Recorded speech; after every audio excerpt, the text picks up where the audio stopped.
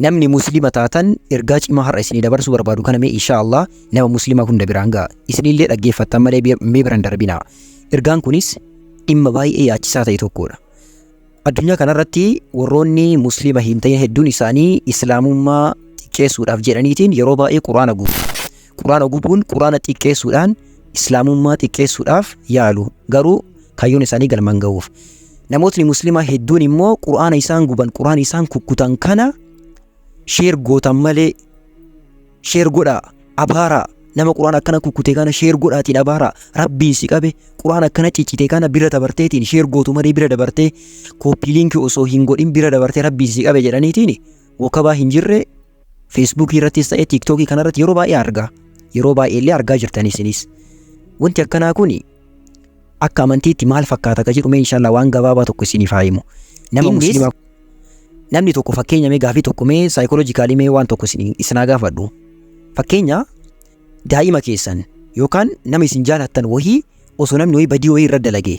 Fakkeenya mucatti mateessan osoo namni tokko zinaa irra dalagee badii namni mucattii keessan irra dalage kana addunyaa irra isinii haa gahu namni sheer godheetiin kun illee laayik godhee kun illee viidiyoo waan sanii gadi dhiiseetiin salphinni kun addunyaa irra isinii haa mul'atu barbaadammoo wayis akka wanti kun hin beekamne akka hin dubbatamne waa'een badii mucattii keessan irra raawwatame akka hin dubbatamne barbaaddu. Deebiin isaa beekamaadha. Namni kamuu iccitiin yookaan mistirri wanta kanaa akka bahu akka dubbatamu hin barbaadu. Garuu quraanni yoo ciccitu warri muslimaa warra kaafiraa qarqaareetiin maal jedhaa sheer gootan malee laayik gootan malee kooppii liinkii gootan malee riipoostinaa gootan malee jedhaniitiin miidiyaa hawaasaa yookaan ammoo sooshaal miidiyaa waan jedhamu kana wakabaa hin jirre irratti uumu.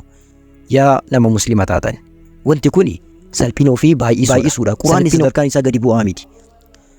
Jirri quraana xiqqeessuu barbaadan nu ammoo yoo kana kan isaanii sheer goonu ta'e quraana keenya xiqqeessaa jirra jechuudha.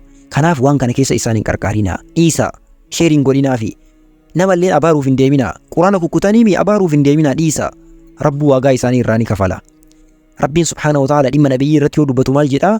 Innaa kafaynaaka almustahzi'iin. Nuti warra sitti cooran warra sirratti arraba dheeressan siif geennee jirraa likkii isaan galchinaa jedha Rabbiin subhaanahu wa ta'ala. Rabbuu likkii isaan galchaa ati isaan abaaruuf hin deemin.